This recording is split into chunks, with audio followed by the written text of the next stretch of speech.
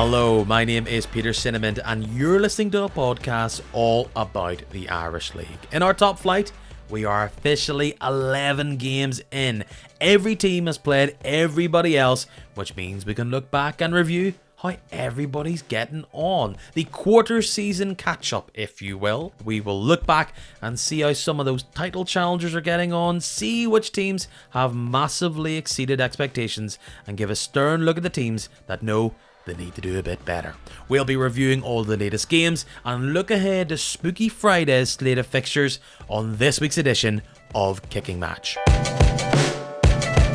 It's time to wave goodbye to the vestures of the so-called early season as the race is well underway for the Gibson Cup after every team completed their first lap round the Premiership circuit. There's no trophies given out in October, at least not yet. But joining me on the pod to metaphorically tie ribbons in my hair and chat everything Irish League, it's fellow sports podcaster and Irish League statman. Welcome back, Ali McCalmont.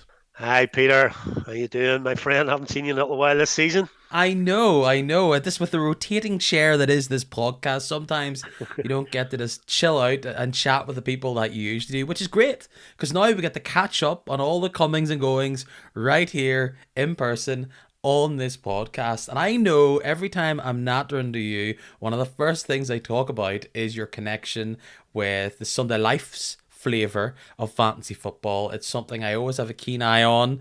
It's something which I am focused on more than ever. Just if I can talk about the other flavour of fantasy football, the one ran by NIFL. I'm currently in the top 10, like 6th or 7th, so I'm doing great there. I don't think I'm doing so well in the Sunday Life one, and I think it's probably because I didn't pick Ben Wilson. It was tough this year, I'll say this, picking the team. I heard that obviously quite a lot, and I will talk about the NIFL one because it's a different game. The way we work our game, we've always looked at it as ours is a little bit of a season-long thing, and you pick your team and you stick with it. And there's a couple of transfers, whereas the NIFL one, you do have to sort of stay on board with it every week, change teams and things. Each to their own, you know what I mean? I like just the sort of pick your team and let it go and sort of things, whereas a lot of people like to get into it. But yeah, at the start, a lot of people did come on and say this is the toughest sort of pick we've ever had, and that there were very few people you could pick from. But in a way, that's kind of the way we like it, and that you do have to sort of know your league then and go down and pick your lock goal player and pick your Newry player, your Carrick player, and try and find those little bargains. If you can pick that little bargain, it's not just about picking your top level players, because everybody can do that, and that's what management's about, as well, trying to pick the little gem that's coming through that nobody else knows about. And I just think that's and the one player per club thing, I like that as well, because again, we've talked about it before, it keeps everybody involved. So I like it being tough, to be honest with you. I know what you mean, because I feel slightly delighted because it was hard to get all these players in, and I decided to go for Sloan from Larne, and the few goals that he's popped up with, I'm like, yes, because I've had to fit in all the big boys. If only I could have picked out Ben Wilson on my team and a few others, I would have been loving it. But that's why I'm not near the top of that one. Who are the big point scorers this year? I know if you had Laurie last year, you would have been loving life. Who is the smuggest player owner this season? Ben Wilson is the big pick this year, but it was actually in the report in the paper on Sunday that Joe Gormley obviously got the hat trick a couple of weeks back, and he's back in favour now with Wilson as a partnership. We talked about, we might get into it when we're talking about Cliftonville, but a lot of people started to transfer Joe out and bring Ben Wilson in, because obviously Joe wasn't playing at the start of the season. Ben started, but then Joe got the hat trick, and then a few people decided, Joe Gormley's back again. Let's get rid of that guy Wilson and get Joe Gormley back in. But listen, that's management. It's happened very similar at Larne. Everybody had Lee Bonus at the very start of the season, and then suddenly he got injured, and Andy Ryan was scoring every week. So let's get Randy Ryan back in, and within 11 minutes of the game the other week against Glenavon, Andy Ryan gets injured, on comes Bonus, 9-minute hat trick. So that's kind of what fantasy football's about. It's rolling with the punches and just trying to get ahead of the game. But between those two, but obviously Ben Kennedy in the midfield is the current top scorer at the minute. The one thing I always look for when I'm picking my Sunday Life fantasy team is the midfielders that play every week, but most importantly, who will score goals. And a player who is getting lots of goals from midfield, and if you had him in your team, you had a really good week this week, is Chris Shields. He gets a double in the big clash at Windsor Park between Linfield and Glentoran. A tale of two teams feeling very differently about how they're going at the minute. Let's start with Linfield. After playing 11 games, we're at the quarter part of the season. Not mathematically, but it feels like we're at that quarter mark in the season where every team has played everybody. If we stop the league right now, Linfield are top, and they've got a nice little cushion. 5 points, 4 wins in a row. They're scoring plenty of goals. They look to have tightened things up at the back, and it would be on occasions like Friday night where they would slip up. I remember so clearly, I'm sure many people will as well, pretty much the same time last year, this was Glentoran's night. Going in on a Friday, scoring 3 goals, I think it was, and it was just all a part of that epic run that Glentoran were on last year. Things have flipped. Linfield aren't chasing anymore. They're leading. That's where they like to be. And others are slipping up while they're scoring goals, and they're doing it with a certain sense of style and confidence. The one thing from Friday night, they were not made to work for it. Glentoran looked like a team who hasn't won in 4 games. They didn't rise to the occasion. They look completely out of sorts. I think it's fair to say Warren Feeney is under the cosh. He is feeling the pressure. Oh, I think that's an understatement, Peter. Under pressure is a bit of an understatement. Obviously, the week before, up front and central, watching them play Carrick at Taylor's Avenue and watch the aftermath of that game. To be honest with you, it was sort of quick vitriolic at the end of the game when they lost to Carrick, and it actually became quite difficult because one side were giving Warren Feeney quite a lot of stick, and then another side of Glentoran supporters were giving the supporters who were giving him stick. So it was kind of quite difficult to watch at times, to be honest with you. It has been a bit of a toxic situation at Glentoran right from the start, and even on Friday night.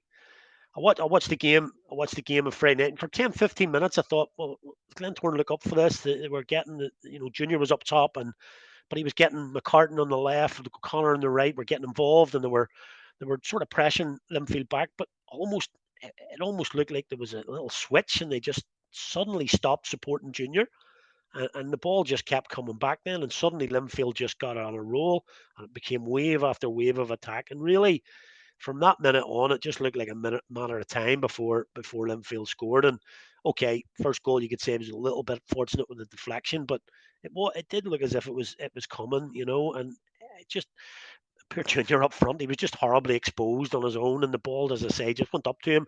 He's fighting against 3 centre halves really, and couldn't keep the ball. And then just a moment of madness, just with Wilson pushing McKee in the box, and that was the penalty, and 2-0. And it really, from that minute on, it looked like nothing else than 2-0. Whether or not Linfield were going to score any more, but from that minute on, it was difficult to watch, really, from a Glentoran point of view. What I think was most frustrating, if you were of the Glentoran persuasion, is that this is a full-time team. This is a team who's sitting there every day during the week working on styles of play, getting that chemistry, and they just looked to be completely out of ideas going forward. And they are a team who's not scoring goals. They're the lowest scorers in the top 6 currently. And the only other teams that have scored similar amount, like Carrick have scored more goals, Dungannon have scored more goals. They've only got 14 in. And there has been lots of talk of this injury crisis at Glentoran. I know I've reflected it on here, and there has been injuries, but this is a team that still has plenty of talent, and they just aren't working together. There's players playing in positions that doesn't really suit them. I know Bobby Burns has played as a wing back in previous times, but we only have to go to last year and how impactful he can be in these big games in a more forward central role. There's trying to balance the team out, and then there's just not making it as effective, and that's where the frustration is coming from. Yes, the results aren't coming, but if they aren't getting the goals, they're not going to get these results. And for a team that wanted to push on after the fallout from Mick McDermott last season completely derailed their season. They're feeling like their season hasn't got going and they're looking up at the top of the table and there's 11 points difference after one round of fixtures. It has all gone pear-shaped. It's a huge gap between their rivals. 11 points is a huge gap to pick up. That immediately means that Linfield have effectively got to lose 4 games before Glentoran even get close. And I mean, just watching them on Friday night, you've mentioned it there about people playing out of position. I did feel sorry for him, Bobby Burns. He's probably up against the most skillful player in the league in Joel Cooper, who's on fire. And he did sort of skin him a few times, But I mean, you do feel sorry for him. It's not his position. He's a central midfielder, energetic, and wants to get forward and do that, but he has to be disciplined in and hang in. So just that you mentioned about people playing out of position, but watching the game on Friday was very similar to the week before against Carrick. They scored early, 3 minutes, they were 1-0 up, and I'll be honest, I was up in the box thinking we could be in for a long night here, because our record against Glentoran is atrocious. But literally after 15 minutes in that game, also they pretty much down tools and hardly crossed the halfway line for the rest of the game. And you thought with the talent that's on that team, they really should be, no disrespect to my home side, but I mean, they really should be taking that game, going 2-3-0 at half time like they have done in previous years, and just coasting for the rest of the game. But they really struggled. And I watched Warren Feeney on the sidelines. I was quite close to him on Friday night. And I just see it, obviously Stuart King's on the opposite sort of side. And you can see both of them have got enthusiasm and want to get their message across. But there was just a difference between the enthusiasm of Stuart King and the sort of touchline exasperation that there sort of looked like with Warren Feeney. Every time a ball wasn't going to where it was meant to go, hands in the air, the cap came off, and just things like that. And his message just doesn't seem to be getting across to his team at the minute. And whether we always talk about whether players are playing it, but just the appointment itself, in my own personal opinion, as soon as you start to get opposition supporters writing agent XYZ, he's already got the tag of Agent Feeney, and he's gone in there as an excellent field man. I know there's plenty of them about, but going in there as an excellent field player, it makes it doubly difficult. And you've got to hit the ground running, and unfortunately, at the minute, they just don't look as if they've got that mojo that they had last year, certainly at this time last year. I'm hearing from Glentoran fans that there was Gary Hamilton songs being sang at Windsor Park. There's whispers being talked about. Could Paddy McLaughlin want to return to full-time management? This is Warren Feeney's job. He's the man in the driver's seat to try and turn this around. But the fans are frustrated and there's a lot on the line for a club like Glentoran and trying to keep this full-time status, and you miss out on Europe, and all of a sudden selling a player like McCalmont is just paying off your lifestyle that you're currently living. So they're going to have to snap out of this quick. The games that are coming up, there's even more pressure on. They've got Lockall, who no one really wants to play at the minute, and then Glenavon, it feels easier, but that's a bogey team for them as well. In short, Feeney is feeling the pressure and he's got to turn this round pronto. And what makes that result even worse for Glentoran fans is that you look at Linfield and they look to be the complete opposite. Well drilled. They look like they know exactly what they're trying to achieve. They've got energy out wide. They've got players making runs in the box. They look so assured in midfield. It's an area which I felt for a while didn't have enough drive or creativity or just a little spark that would take defence to attack. And when you have a striker in McKee who can make a defender dance backwards toward his goal and panic, and Cooper is that mercurial player that can just pull anything out of the box. I often think of Linfield as this very boring, efficient team, but they have a few fireworks in there. Yeah, belligerent best. I think they saw that the team they were playing against, they had them down, and they really just didn't let up from the minute that first goal went in. And as I say, the bonus of the penalty just put it 2-0 early on. And really, as I said earlier, you didn't really see a way back. But certainly, you've mentioned it there. I think Linfield are the complete opposite of what we're looking at across the town, and that they've got players. I would say 1-11. If you were doing one of those, pick your best team between the two. I wouldn't say it would be too far off. 6-5 either way, whichever you wanted. But certainly in terms of structure at the minute, the team in blue certainly look as if they know what they're doing. I think Fitzpatrick hasn't hit the ground running as maybe the Blue Men wanted him to do. But I think he could be a big player coming up in these next few weeks. He seems to have started to get his mojo back in terms of getting himself in a position up top. And McKee's playing off him, and the other two boys, Miller and Cooper, wide. I could see Fitzpatrick starting to pick up a few goals in the next few weeks. And if he does, he hasn't been scoring. Let's be honest, he hasn't been scoring. It's been down to McKee, Shields, the midfield, and Cooper. If Fitzpatrick starts to find those boots and starts to find the net, then watch out the rest. You would have to say. With Linfield in total control at the top of the league and in control of the game at Windsor Park, the pressure then swung towards Larne. They're the chasers, and they were at Windsor Park playing the game at exactly the same time against the Crusaders side, who were building themselves their confidence back up again. And it was a real ding-dong back and forward game, plenty of chances, some near misses, some big saves, and Larne had control of that game late on thanks to a Levi Ives free kick. There's then a huge double save from Ferguson in the Larne goal from Paul Heatley. I don't know how much Ferguson knew about it, but that looked. I was gonna say, you giving him a double save there, Peter? It hit. I'm not 100% sure about that. Hits off him twice and away it goes, and that looked to have been a game-winning save. But Crusaders keep on the pressure. They keep on going for it. And they get the draw, well-deserved draw if you're talking to many Crusaders fans. And it's Ben Kennedy who's able to pick the ball out of the air and dink it into the goal. He just has quality and skill. He's a match winner. And perhaps both teams will feel as though they're happy with this result. But Linfield must have went into the Windsor Park changing room just delighted, because that's 2 points lost for both those teams. These big games, there's a lot on the line in them. You got to believe that last season Larne would have held out. I think you're right there, Peter, in terms of just hanging on there at the end. I mean, and you mentioned there about the Linfield. Probably the Linfield supporters were probably checking their phones with 15 minutes to go, thinking, well, this game's done. We can just watch our phones here in the Linfield Crusaders. And probably when Crusaders scored, that was probably the biggest cheer of the second half at Windsor, because 1-1 there is an absolutely perfect result for Linfield, having wrapped up the 3 points at Windsor. But yeah, crucial points. I mean, if you were looking at Larne v Crusaders in April and it finished a 1-1 draw, you'd be thinking, oh, that's a catastrophe. It's a disaster for Larne. They dropped 2 points here. But watching the game, it was an extremely tight game. I mean, definitely you mentioned there about Crusaders. I mean, definitely deserved a point from that game. They pushed first half. They were very, very good first half. Lots of set piece chances.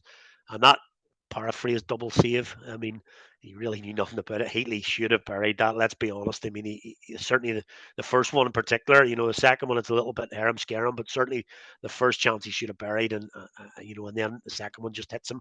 But that could have just swung it then, and Larne could have seen it out like they probably did 9 times out of 10 last year, 1-0 with 10 minutes to go. But as you say, Kennedy just popping up there at the end, and just that little bit of class, didn't panic.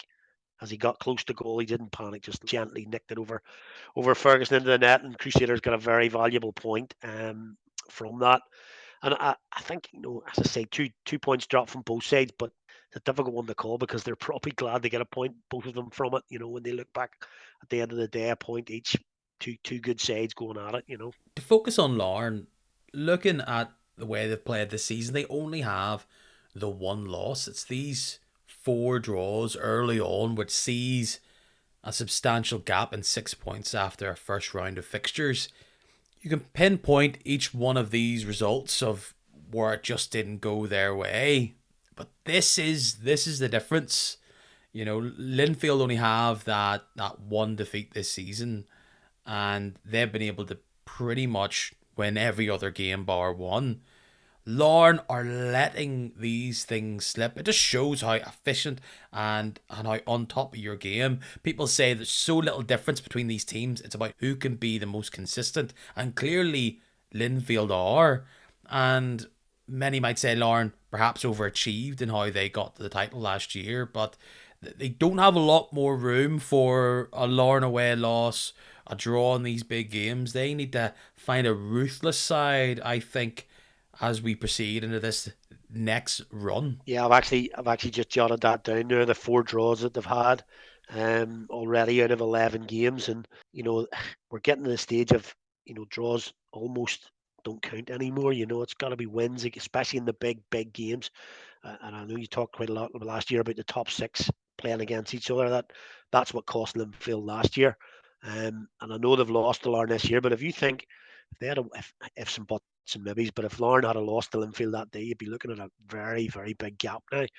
And I think Larne are getting to the stage now where you're getting in the last, I'm not saying last chance saloon, but you mentioned it there. They can't go away to a Dungannon and lose, or throwing points away against the bottom six possibly. They can't afford to just throw points away. And sort of, for example, this coming Friday, you can't go to Dungannon and not pick up 3 points now, because Linfield are just a wee bit monotonous at the minute and just picking up points. And you can't let that gap go too far. We've seen it over the years. If you let Linfield get away from you, they're very, very hard to pull back.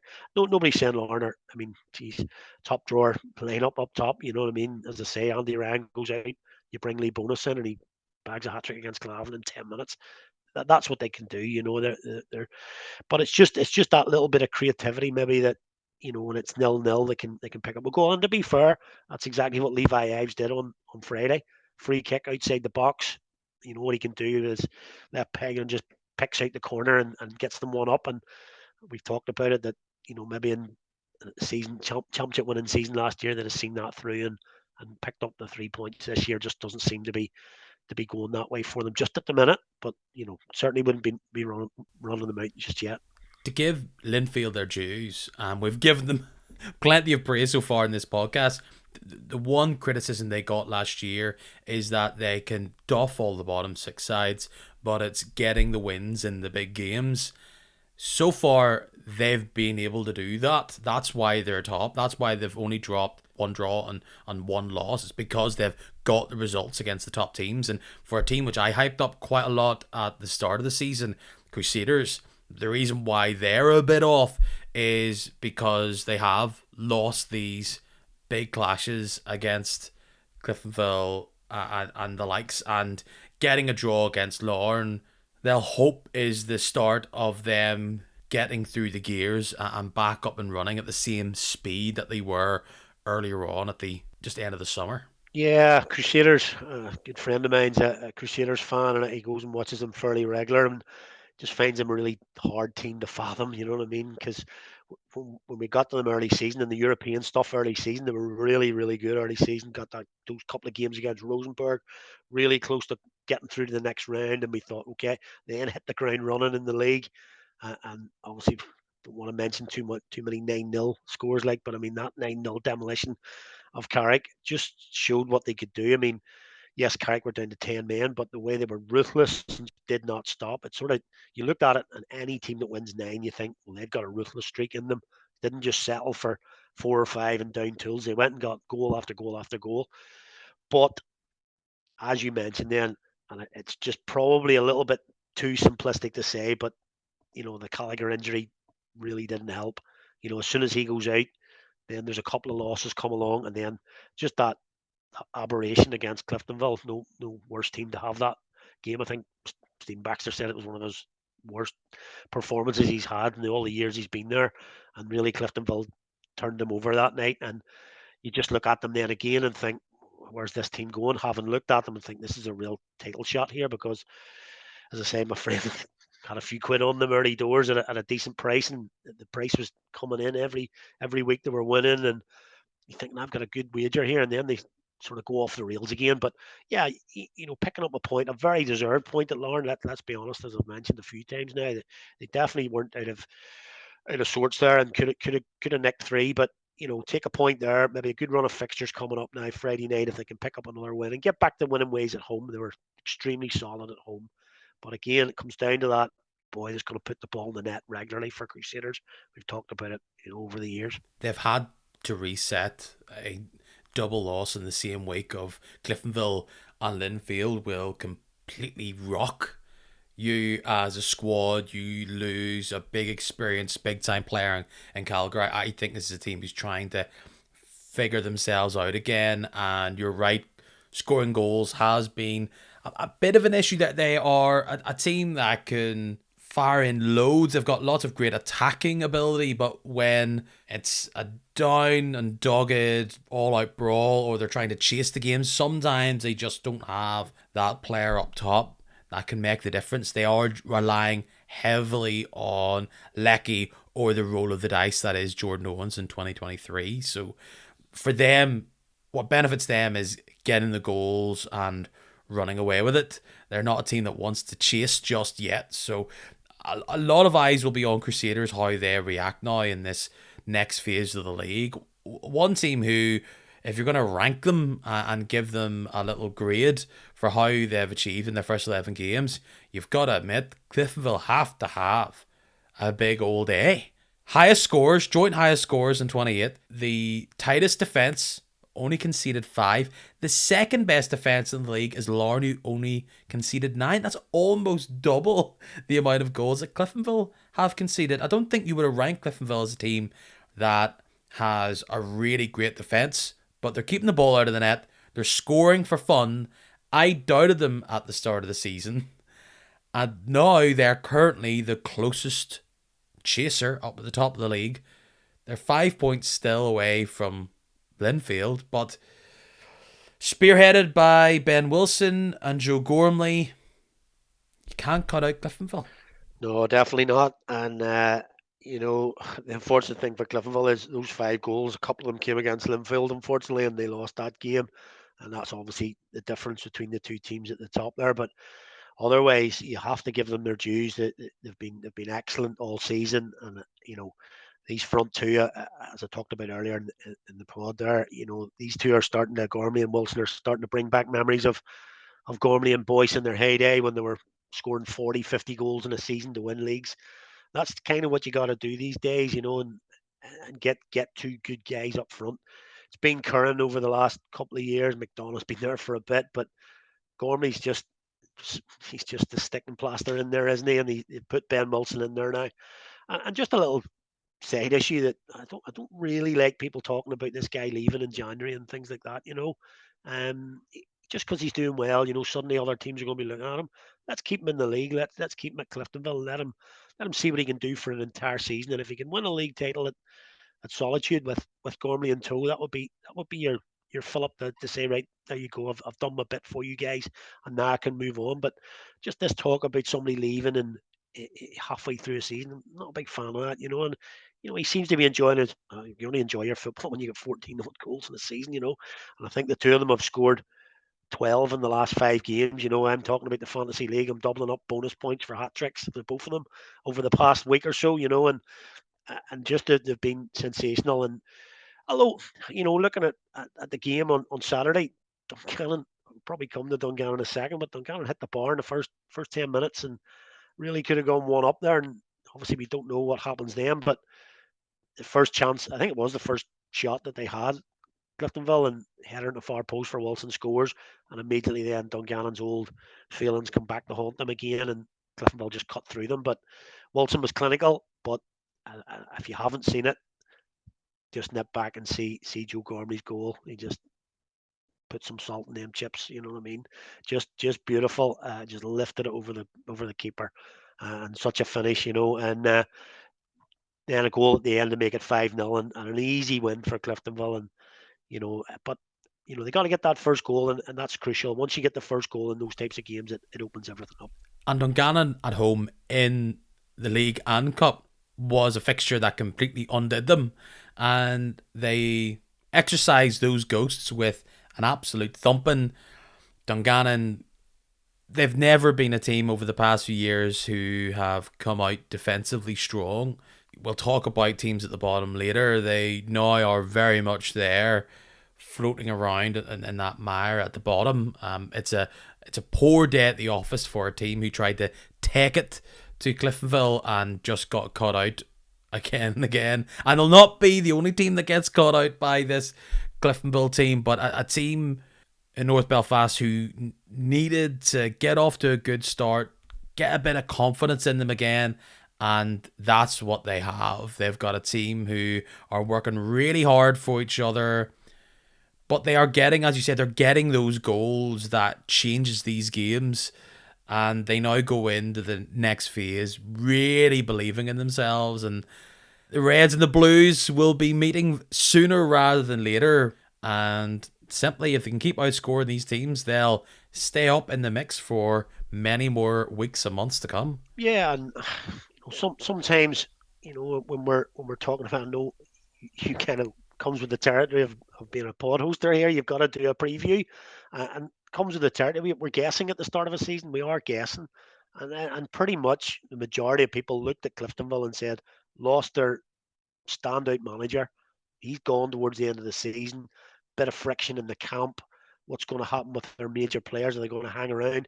They went after every manager under the sun, it seemed. Nobody wanted the job. Don't want this, don't want that.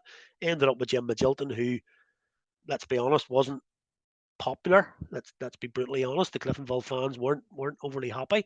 In the similar vein to the guy at the Oval, they weren't very popular.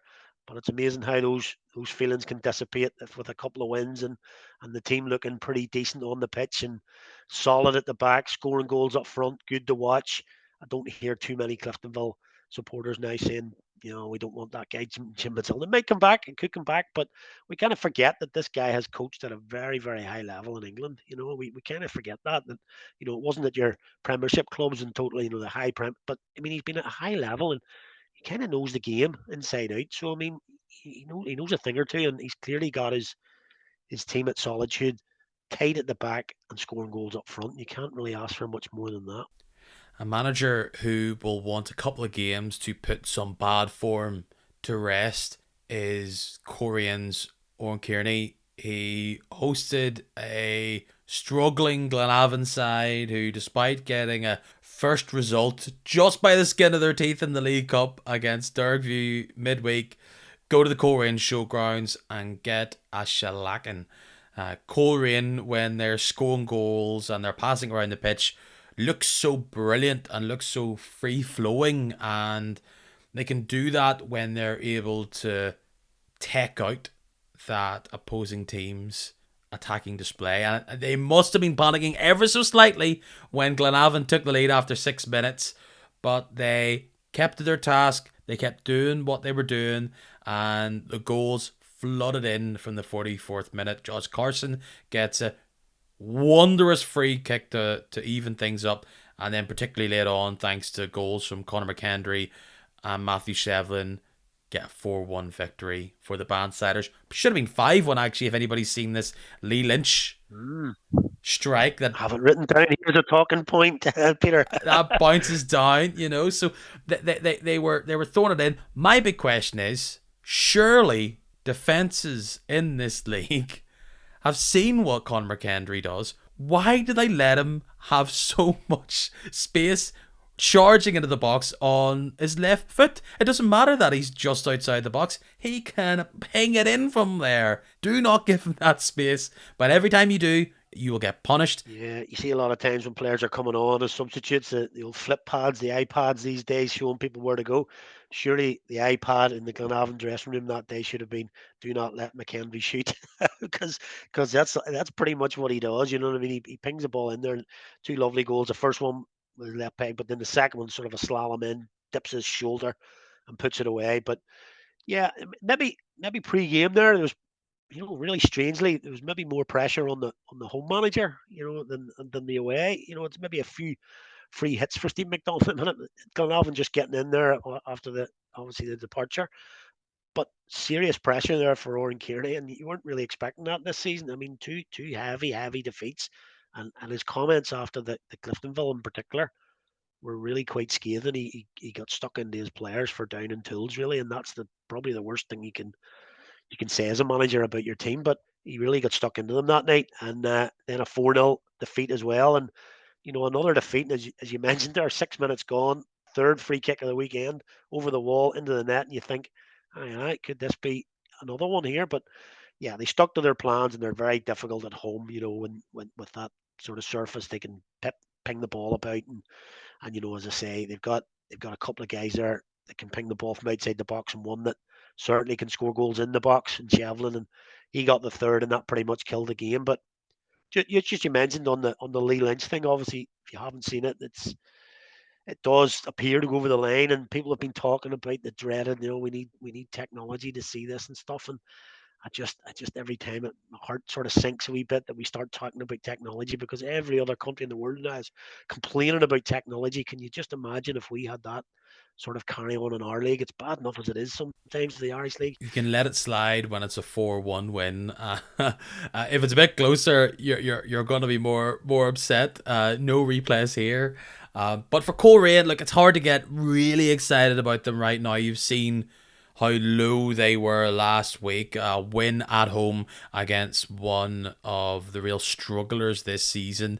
A team that's trying to find their identity under a new manager. It's clear McDonald doesn't know what his best side is, and they'll want to get their own confidence the same way Coleraine. This is a confidence game. He'll want to build these players up. They get away with it in the League Cup just midweek, but I don't know if technology would help this team or not. But if you do want to win some games, I would recommend keeping 11 players on the pitch, and that's something Ballymena have only been able to do 7 out of their 11 games. They shot themselves in the foot once again at the showgrounds, where Newry came up and took some vital 3 points. It was the worst defence in the league in Newry City against the worst attack in Ballymena, and I don't know what 2-0 to Newry says about that matchup, but we say how these games are massive at the bottom of the table, and this just gave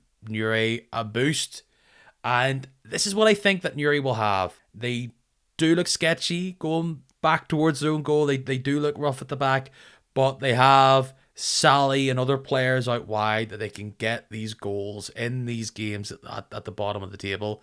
And now that Ballymena finally played every team in the league, because they had to go through a Devil's Gauntlet at the start through all the top 6 teams, they've now played all the bottom 6, the other 5 teams in that area of the pitch, and all they've got is 2 wins, and not the most convincing 2 wins either. And there's plenty of season still to go, but it's just not looking good for Ballymena at all. Yeah, I mean, it's just a desperate result for them, and this never really seemed to get into the game at all. I mean, Newry seemed to boss the whole game, and really just one chance for Westendorf in the second half, and he hit the keeper from about 6 yards. But apart from that, nothing really going forward for Ballymena, and just the defending for the first goal. I mean, it's just a hopeful ball into the box, and the Newry Sally gets up and jumps for it, and the Ballymena guy just doesn't. He just doesn't, and he heads it into the net from 4 yards, and Sean O'Neill just sort of said, "Well, what chance do I have with that?" And it just that says everything at the minute. And as you mentioned there, a couple of red cards in the game, and you know, I don't know where they're going to get goals from. I mean, Westendorf come in from Larne, and I watched them at Carrick Rangers a few weeks back when Ballymena got that win you mentioned. He got the penalty that day, and he looked a real handful for 60, 70 minutes. He really did, but really tired the last 15, 20 minutes. I know he was only maybe coming into the team, but they need him for 90 minutes and going flat out for 90 minutes to give them that focal point to play off. But at the minute, I just don't see where the goals are coming from. I mean, 2 red cards in the game. First one for Corey Burns. I mean, yeah, I could see that because the ball's beating him down the lane.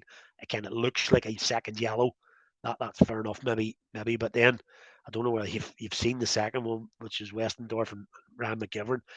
And I'm a big American football fan, and that sort of looked like he was selling it a wee bit. The contact, he sold the contact, as they would say, and fell on the floor and sort of turned around and imaginary card, and McGivern was sent off. And there was another little bit that really made me chuckle, that Westendorf then proceeded to celebrate the red card in front of the Ballymena fans, as if we've scored here. Well, Ballymena do not have a lot to cheer about. We talk about how Cliftonville have only conceded 5 goals. Ballymena have only scored 5 goals, and 2 of them thanks to the head of Colin Coates.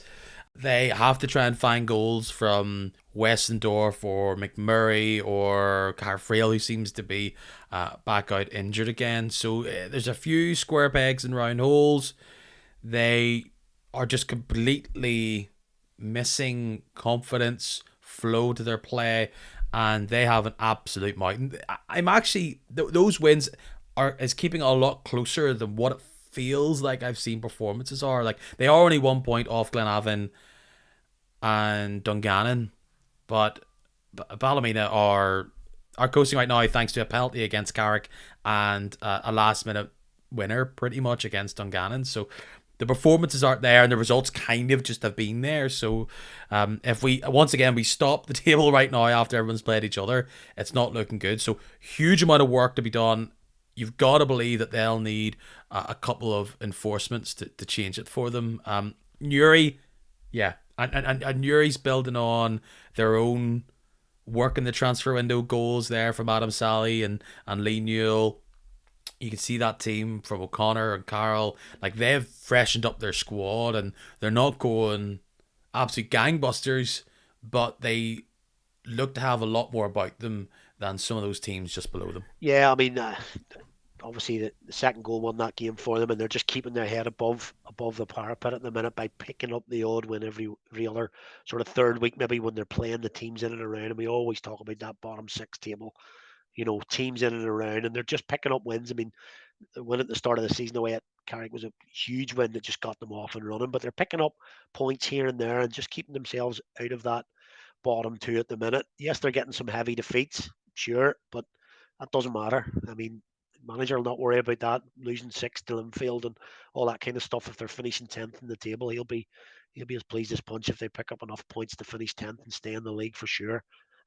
So that they're just doing, and a couple of signings you've mentioned there, they do seem as if they've got a few goals in them, whereas the team on the end of the defeat this weekend just at the minute right now doesn't. But I mean, Jim Irvin's going to give it a right good go at Ballymena. I know him from his time at Carrick, and he doesn't quit. And it's a tough old gig to start with. For him, being thrown in at the deep end is a tough job. But this one's like a Mount Everest, I think. But knowing him from Carrick days, he won't quit.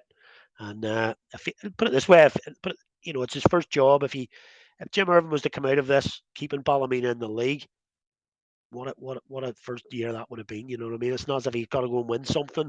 Nobody's expecting him to go and finish top six. But if he can get himself, it's his toughest job, and if he can get it done and come out the other side, it would really, really sort of keep him going for the next few seasons, I would think. But Newry, unfortunately for Ballymena, just too good on the day. It would be an immense achievement, and the more I've been talking to people in recent weeks, they're starting to really get their head around. We saw a big team in Portadown and the stadium they have and the crowd that they have go down last season, and I think just the recent success of Ballymena, a lot of people just couldn't see it. They're like, yeah, they might struggle, but the idea that they would actually go down, and it is early doors and they could go on a big run. But I would be surprised if I'm sitting here talking before the last 2-3 games of the season saying Ballymena have done it, they're safe, and they're sorted. And a matchup between two teams who look like they are going to be safe and sorted this season, even after one round of games. The game of the weekend, Loughgall against Carrick Rangers. Can I watch you every week? 3-4 down at Lakeview Park. Just fantastic. There was goals, there was red cards. This was end-to-end stuff. Just an absolute delight. Let's roll out the cliche. This was an amazing advert for the Irish League, if that's what we're going to say. What was your favourite goal and why? Well, yeah, it was a great game. I mean, we talked about before the game trying to get the first goal at Loughgall and then maybe sitting in. But as soon as you go one down again early, which Carrick have been quite adept at doing this year, but I will probably talk about in a second, a lot of character in this team now. And came back and they played a 15-20 minute spell. Really, really top drawer. The front three were causing problems all the way. Perkis Allen and Maculitis just really, really good up top, down the channels, and Allen just sitting in the box. So, they got 3-1 up and then started to throw it away in the second half. But yeah, my favourite goal would have been the fourth goal. because for the only reason that Danny Purkis, again, excellent down the wing. And when the ball comes into the box, you're thinking, okay, Curtis Allen's going to be there. But it was only Curtis Allen there. There was no Loughgall player within 5 yards of him. He timed to take it down, and I thought he was going to get down on his knees and head it in on the old schoolboy thing. He had that much time. I don't know where the fullback had gone or whatever, but he had so much time just and he literally just tapped it into the net for 4-2. But again, to be fair, the Loughgall didn't throw the towel in, but 15 minutes to go, Ben McKee with the sort of standard goal he scores now, getting it right wing, slaloms past and sneaks it in at the near post like he did against Lorne. This time, though, it was only a consolation for Loughgall, but an absolutely terrific game. Two sides going at it, really going at it. And, you know, 7 goals, as you mentioned, the red card as well. And just Irish League pretty much at its best. And it was a game full of goals where these are not big thumps from deep and there's a header back and forward. These are teams that are playing the ball down on the deck, making runs, going out wide, finding a player in the box. Like, this was a complete exhibition of attacking football and two teams who looked to be happy to have the ball at their feet and to chase defenders. And Danny Purkis is clearly having a moment right now, and it makes this situation in East Belfast even worse, thinking, you know what we could do with a player like that in our team. And look, Carrick Rangers had a torrid start to the season. They've now started to get some form of consistency, if you can say 2 wins in a row or that. But, you take down a top 6 side at home. You are able to hang on against one of the in-form teams in the league and Loughgall down away from home. That must be exactly what Stuart King has been looking for. Often in bad patches, you've got a real decision to make. Do you trust the process, or do you tinker and change? Following it with closer detail, what do you think's happened here? Do you think Stuart King has been able to find what's going wrong, or has all that training and all that strategy finally started to click with the players? Just before he can get into it, Stuart King has been fantastic for the club. I mean, they took a chance on him a few years back, and it might be something that other clubs. It won't work at every club, but his hunger is his greatest talent.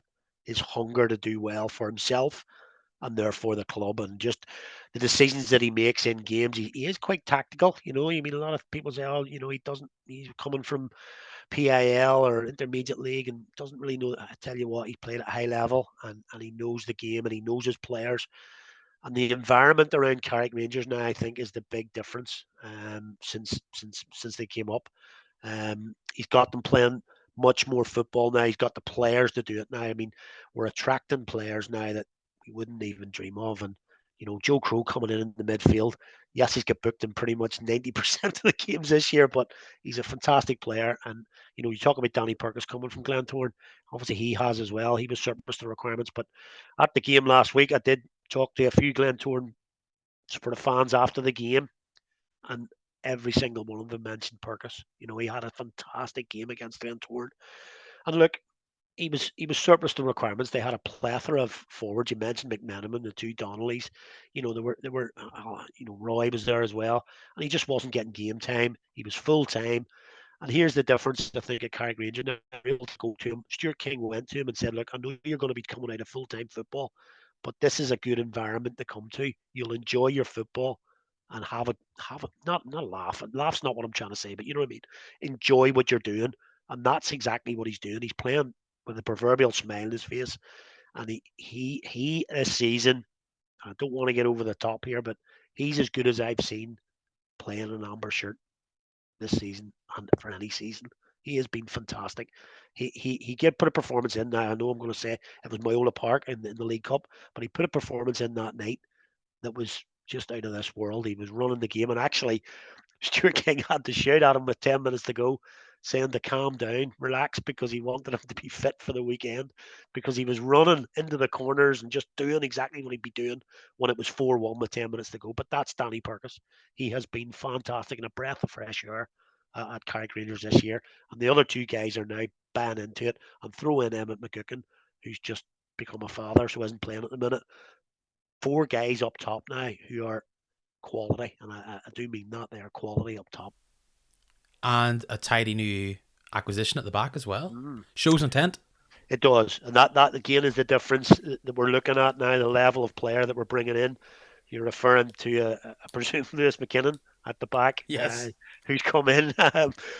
Not Stevie Gordon, who's just back as well. But no, Lewis McKinnon, who's come in from Rangers, was playing in the youth teams at Rangers, and has decided to come back. And yeah, look, being able to go and get a player like that, just as you mentioned, is just a sign of where we're at. And you get feelings about it, and this is my own personal opinion, just being about the club. You get a feeling that we've done this for 2 years. We've been sitting around ninth, sort of eighth, ninth, 10th, and being comfortable the last 2 seasons. You would say we're not comfortable at the minute because we're 1 win away from the bottom two, but it feels different. It just feels different right now. I think the quality of football we're playing, getting it down the channels with Perkis and Maculitis, with Curtis Allen up top, with the ability to change it if it's not working. As I say, we're starting to get players back. Cal Cherry's back. Stevie Gordon's at the back, is back. And we've got a settled team. And the 2 fullbacks are excellent as well, Curtis Forsyth and Ben Tilney. So, I mean, we're waxing lyrical here. You keep sort of telling me that we're going to win the league. but they are good to watch now. I have to say they are good to watch. And the last piece in the jigsaw, possibly, and I probably shouldn't say this, but is to try and get the Carrick people out to watch their team now because they're a good watch.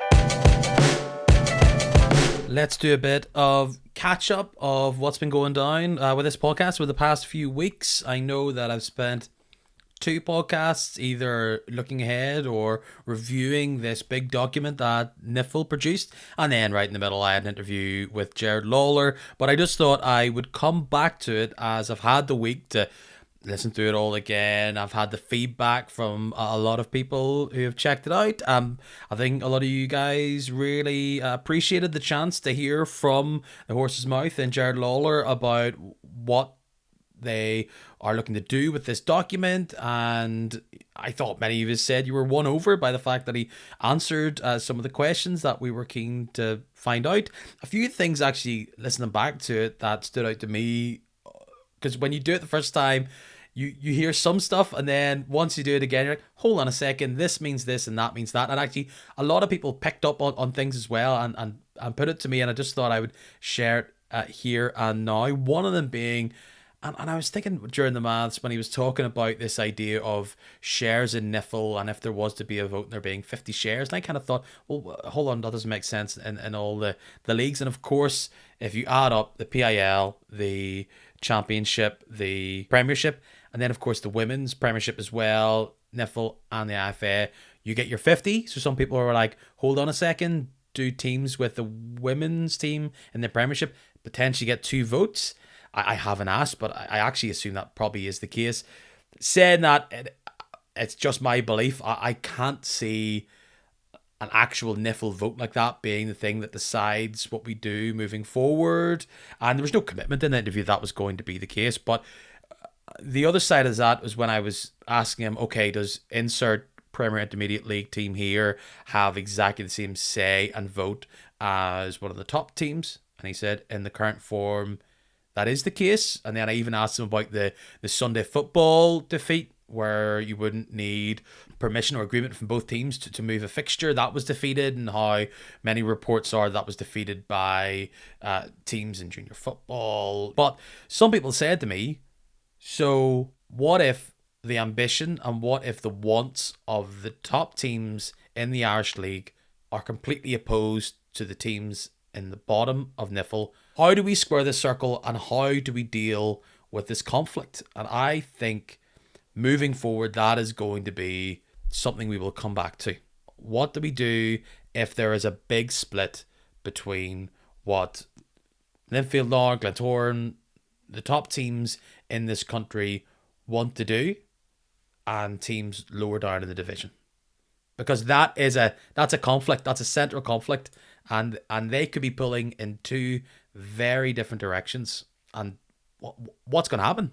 I think that's the question that isn't being answered anywhere because they don't want to cross that Rubicon right now because it opens up the very real possibility that, you know, as you mentioned, the full-time teams at the top of the league, let's say there's a split in the Premier League or Premiership already with the top six and the bottom six, but they're on the same platform at the minute. But if you're talking about guys in PIL who are part-time, you know, they may have completely different aspects on this than a guy who's a full-time footballer can, and their job could, it's their job, you know, this is what they do for a living.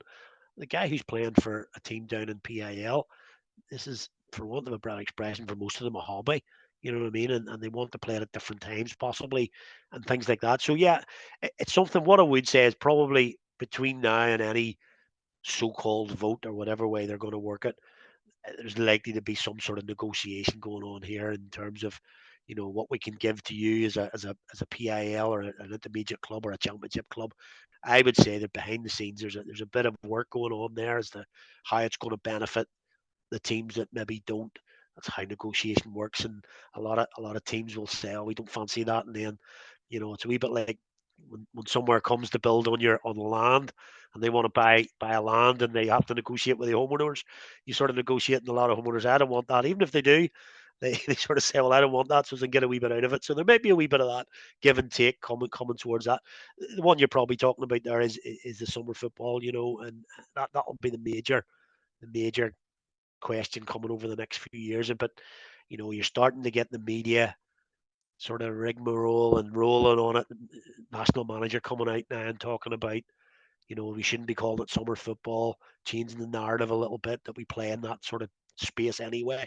Things like that. They're sort of pushing it towards a move possibly. But you know, personally speaking, obviously I have another sport that I'm quite involved in, and I think it would be a real hammer to cricket in this country if summer football came in. But that's just a personal opinion. If it happens, it happens. You know, there's not a great deal we can do about it. But you know, this coming Friday could be a point in view that, you know, I know it's not summer football, but there's no other football on Friday, so and there's a full program. So let's see what comes on Friday. Nothing else is happening, and that was a big thing Jared was saying about moving to summer football. There's no other sort of uh, contesting games on. You know, there's no Premier League. There's none on Friday. So let's see. I know it's not specific, but it'd be an interesting sort of thing to look at and see how many people come out and watch the games. Having said that, there's no massive games, like a no big two derby on Friday. But it'd be interesting to compare and contrast over years gone by as to how many people come out on a Friday night to watch the games. It's all about attention, and this is the pulse that I'll be keen on. I think clearly the answer NIFL would want is that for everyone a part of NIFL to come to an agreement and to walk forward holding hands. But in the backdrop of the very much rejected European Super League, and even if we were to go all the way back to how the Premier League was formed, it's all about club power. And as much as nobody wants to say these teams can just do what they want despite of what teams lower in the pyramid want to do, it's how we find that balance. So that's what I'm really going to keep my eyes on now. You want to bring everybody together so we can find some sort of agreement all as one. But if at some point these teams that are pumping millions of pounds in the case of Larne into how they run their football, at some point they'll feel as though we if they really want to do what they want to do, and it is teams that are on a completely different planet to them in regards to expenditure and how they run things, they will start to be really asking some very difficult questions of what they need to do, because they want to progress, they want to move forward. What options are there to them? And you know what question that then opens up? Yeah, you know what question that opens up then if the top six start to say, well, that's exactly what you're talking about, how the Premier League came about. You know, the lower clubs in the '92 said we don't want this, and they just said, well, we're going to go now, we're going to go, and they went. So that then opens up the question of a top six saying, well, I'll tell you what, you're not doing what we want to do, and then you're into the rooms of an All Ireland League and things like that. We'll join, you know, and things like that sort of become much more possible than they would at the minute. If the likes of a Larne, Linfield, Glentoran, the revenue is being stopped, for want of a better phrase, by a team that's in PIL, which is why I say I think there will be a little bit of negotiation to make sure that the clubs come on board and say, if you are going to do these things, let's do it at least with the sort of preface of a agreement and a unity as we go ahead. Even if it's not real, at least we're putting out there in the social media, which is a huge thing these days, that it's together. Well, we've got plenty of discussions still to go down. As Jared said in an interview, in the next 6 months, they're going to sit down, and it feels as though everything is pretty much up for discussion at the minute. One thing that's getting an interesting bit of discussion online and beyond is etiquette of people in your line of work, Mr. McCalmont. You being the people, the voice of God in these Irish League stadiums. Obviously, that's something you do at your beloved Taylor's Avenue. Yeah. What have you boys been up to this past week? Oh yeah, we've been hitting the headlines this week. Jeez. Yeah, I'm public announcer at Carrick Rangers, so that's my Saturday job usually when I pop down there. And yeah, I suppose we're the voice that everybody hears when you go to a game pre-game. When I'm doing a game, I'm trying to keep it sort of you know get as many people in the ground as you can early enough. Obviously other clubs have got social clubs and things like that, but yeah, we've hit the headlines a wee bit this week. A few boys have been on the old. I can't even call it Twitter now. Do you call it Twitter? Do you call it X or whatever? There's copyrights and all that sort of stuff. But that social media platform I'm talking about anyway, saying that, in particularly the game on Friday night, that I know the guy very well, the Linfield guy who does the PA, and when Chris Shields was coming up to take the penalty, they were sort of commenting that the ball had just about reached the line and just about gone over the line when our favourite PA announcer came on and was announcing, look, oh, goal for Linfield. He was a little bit early. And then I sort of had a wee bit of a look at that over the games at the weekend, and Coleraine was very similar. That sort of, they hadn't actually got to do their celebration yet. And people were coming back saying, yeah, I want to celebrate. I don't want some guy coming on and shouting at me. So yeah, just a little bit of etiquette in terms of when we should be celebrating. Should we have specific songs? I know Linfield did for a while. I know you covered that a while back, I think, about, Am I right in thinking that like sometimes Linfield would have certain songs for certain players yeah, scoring goals, or was that just completely well, in my actually, I'd head? thought about that at Carrick, to be honest with you, because I had one player and I thought it was a really good one. When Alex Gawn was playing at Carrick, I thought, I'm going to put Deacon Blue on here, which was Real Gone Kid. I'm going to have it on and I'm going to have it ready to go. But unfortunately, Gawny didn't hit the net that often, so I never really got to play it.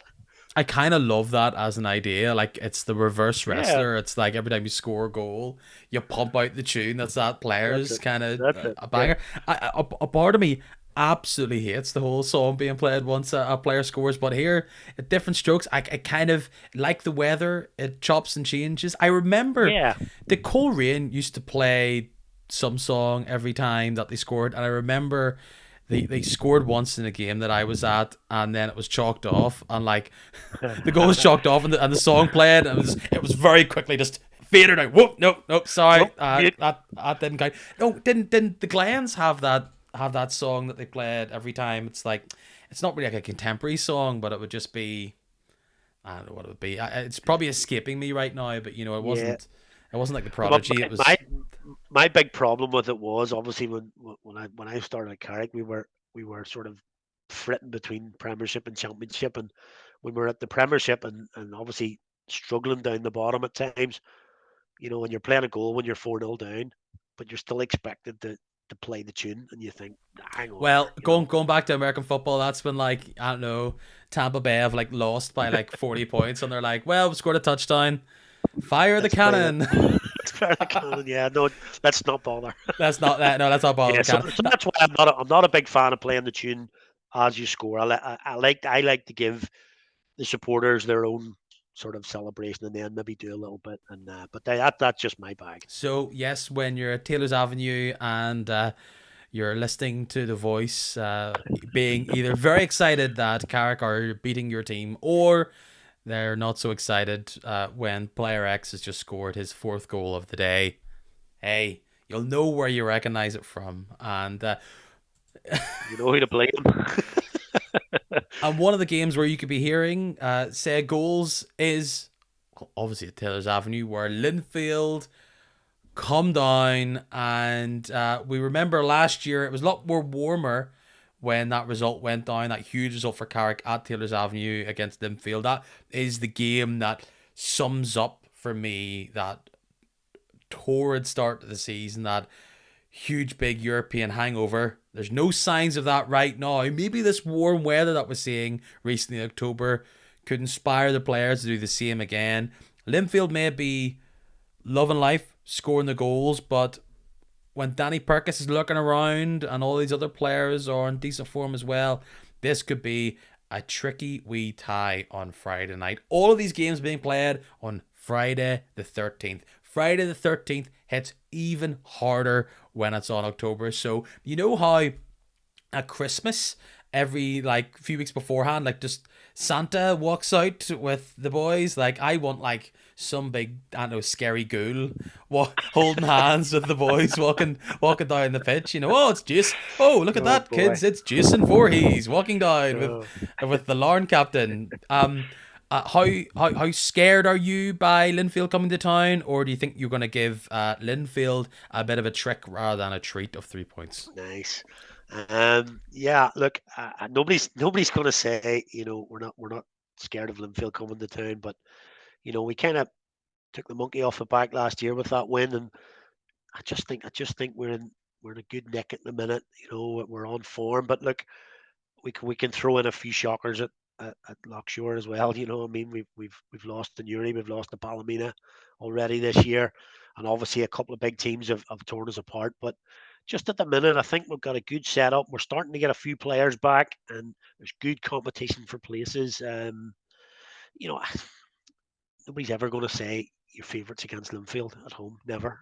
But I fancy us to score for sure. It's whether or not we can keep them out at the back, but I actually think we'll get a result on Friday night. Obviously, I actually a couple of weeks back, and it might be something that comes up yet, but should have done by now. But a couple of Linfield guys are in the under 21 setup, so I thought maybe the game might not take place.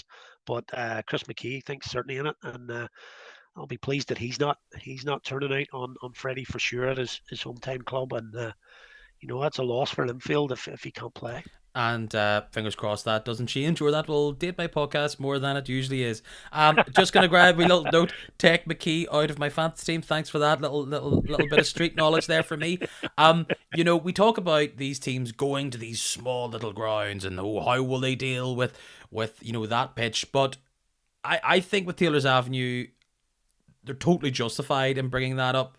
I've seen Linfield have not the best of days when they go to pitches like Warren Point and stuff like that, and Taylor's Avenue is a bit tighter, and it is that bumpy downhill pitch. Anything can kind of happen, and I can see it being one of those games where Joel Cooper isn't as free flowing as he wants to be. Are they able to find space in the box? Can Stuart King do a number on Linfield and then attack that weakness with all this brilliant forward players that you have and get the goals to win the game? I'm going to be bold. I think it's ridiculous anybody betting on anything that isn't the Linfield win. But I'm going to go for a score draw, 1-1. Yeah, I'm going 2-2. 2-2. Hey, give me a 4-4 and we'll be delighted. I like all the goals, please. We'll all watch Carrick Rangers. And I definitely like Carrick's all orange. Good point. Like, I know the black shorts are common, but I like the all amber. It's sweet. It's good look. It sounds really petty. It sounds really, really petty, but we changed that kit last year. Stuart actually was quite adamant about changing both the home and away kit. He changed the away kit to a very sort of vibrant blue last year, but he wanted to change. We were quite orange the year before, but he changed it to amber. It's very Wolves sort of look now. I know it sounds silly, but kits can make a difference at times, you know what I mean? And the away kit, he wanted to be a very vibrant blue. I know we go back to the Fergie thing about, changing kits, but just little things like that he's brought in over just that little bit of, I hate the word professional. It's not professionalism, but you know what I mean? Just attention to detail about and changing kits. And yeah, no black shorts on Saturday there. It did look quite neat. Cruise, host, Ballymena are obviously having an awful time of it these days. They did get a result at Seaview last season when no one was getting results at Seaview. But when you're not scoring goals at home, scoring goals away from home is going to be even harder. Down a Friday night, I know Crusaders aren't the all singing, all dancing team from early in the season, but you've got to believe they'll have enough to get the goals here against Ballymena. I'm probably predicting a 3-4-0 here. Yeah, probably looking down the 6 games here. It's and I actually looked at it and said it's one of those weekends. I nearly said weekend, but a Friday night, a game week, if you want to call it that, where the sort of proposed top six are all playing the bottom six, as you would have said at the start of the season. And this is the only one actually that I can see a clear win. The others I can see the bottom six in inverted commas team sort of giving the top six team a bit of a run. But here I really can't see this. And poor Sean O'Neill going back to his old haunt, and I think he could be busy in the Seaview on again and on Friday night. I think Crusaders could rack up a few here. Can you see Lauren retaliating with a big win at Stagmore Park? They like these Friday night games, not always away from home, but we all remember how these two teams fared when they met at the very start of the season. Dungannon, the goals have dried up ever so slightly, particularly against that game against Ballymena, but Thomas Maguire has been a spark out wide, even though it hasn't totally meant that he's got the goals. But you've got to believe that Lauren are going to have the attacking outlet.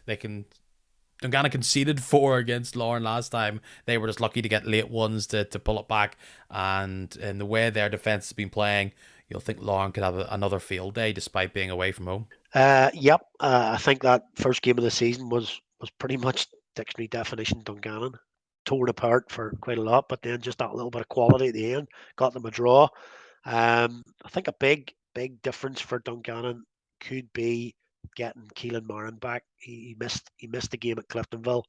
If you get him back, not just because he comes back in, because I'm pretty sure that Ethan McGee had to go back into the back four on Saturday, and that's a big miss for the midfield. I think he's the quality player in the bottom. I hate to use again. I've used it a lot of times in the bottom six. I think he's the quality player in the bottom six sides that stands out. And Swifts fans will not thank me for saying it, but I think there'll be a lot looking him in January, possibly even to come along, because he just looks like a quality player in midfield. Has got time on the ball, so getting him back in the midfield and getting Marin back is a 2-win for Dungannon. There, they get their defender back, but they also get to move their quality midfielder in.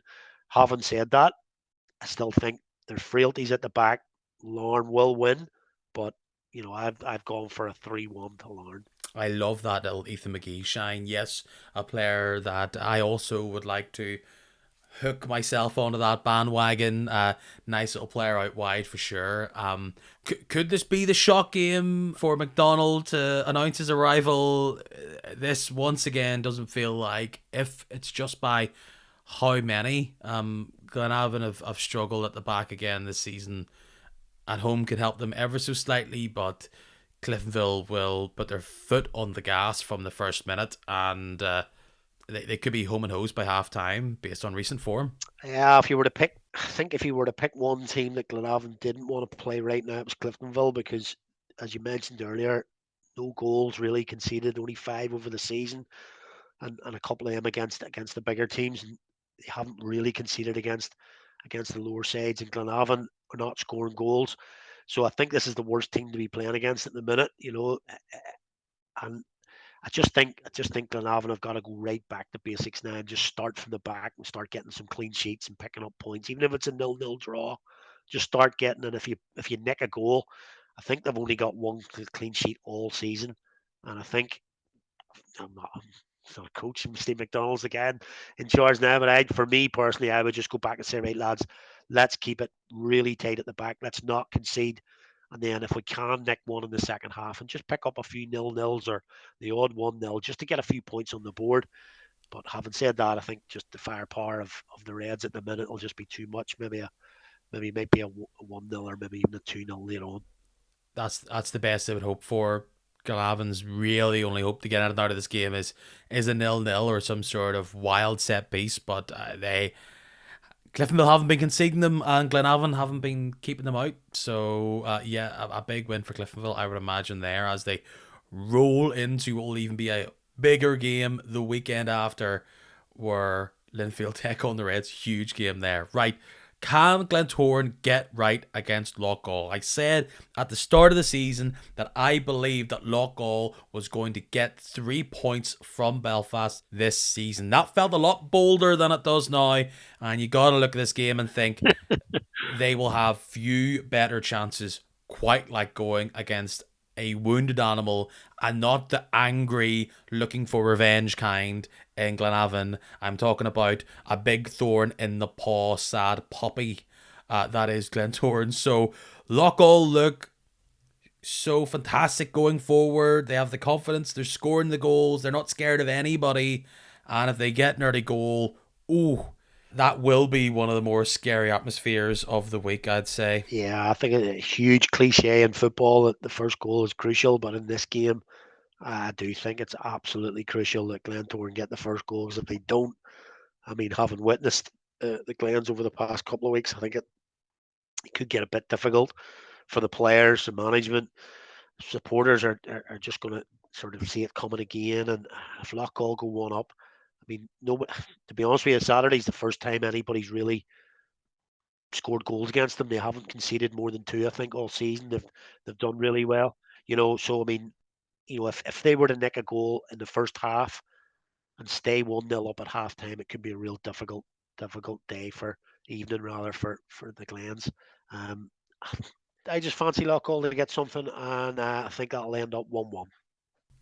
Yeah, I do think that could be a very likely scoreline. Look, Glentoran could throw everything else, work really hard on this week, and blow out a team who did concede a fair amount of goals at home. They were chasing the game very much, and I think Loughgall have a really great shape and are able to adapt to teams on the fly as well as prepare really well for these games. And I do think we saw in that game against Linfield with Joel Cooper running at them. They didn't particularly love it, and Loughgall have a few players out wide in the same way that Carrick do. And Forsyth and Tilney, they have Andrade on one side. They mix it up who's on the other sometimes for Loughgall. So it's not a great matchup for Glentoran, and I think the way Glentoran are playing in particular, they go up against the Loughgall side at home on a Friday night. Anything but a win will feel like really symbolic. This small team from the championship getting a result over us, even though they got a draw against Cliftonville and Belfast, even though they beat Lord, there's something about this, the worst team in their eyes that they could possibly lose to in Loughgall. We can't be losing this team compared to anybody else. So actually a lot on the line there. So I'm going to keep my beady eyes on that one. And one which could be a bit of an interesting throwdown brawl is Newry hosting Coleraine. Coleraine have all these brilliant attackers, but how are they going to deal with this Newry City pitch, which looks to be holding up decently well for this time of the season? In previous years, we've seen it can get quite mucky and sludgy, but so far that hasn't been the case. And you know what? The weather, it hasn't been too wet, so maybe it'll be fine. Newry have struggled at the back, as I said, worst defence in the league. And are they going to be able to hold off all of these Coleraine attackers that they have?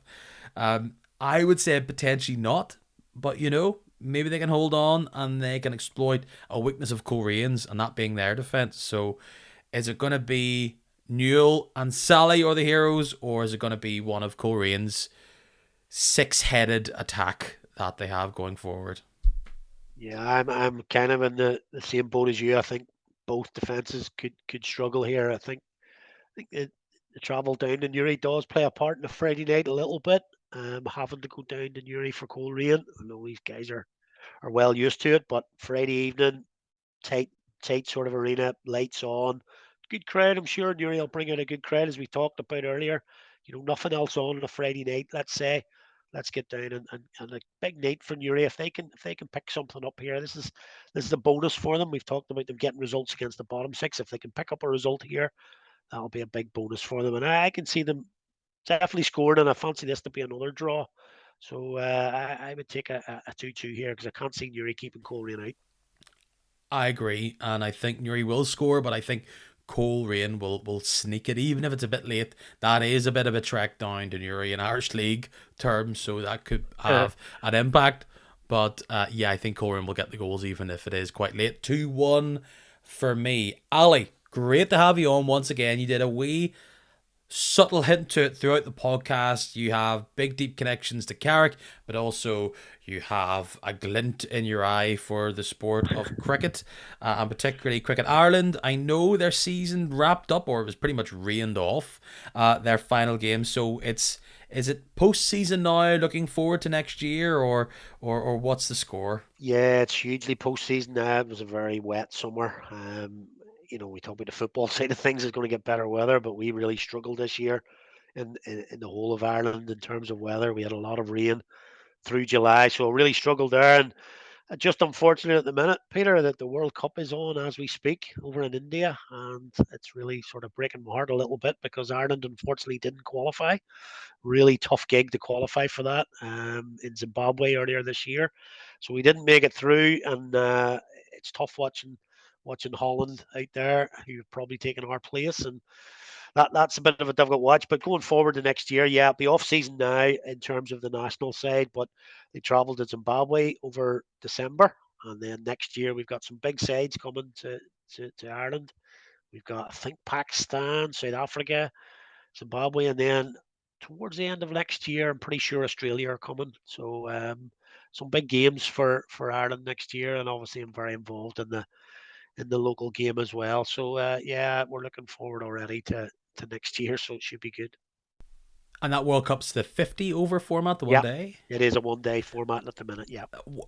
Just because this might be kind of interesting to some people who are interested in local sport, it's not, the cricket I haven't been following that closely, but I think many people will remember, and it's so long ago now, that big epic run that Ireland had was 2007, that victory over Pakistan. That was the Yeah. high point. I know it hasn't exactly kept on going, but where is Ireland right now on their cricketing journey? I know they've dipped their toe into the Test cricket world. I feel like I'm speaking a different language here.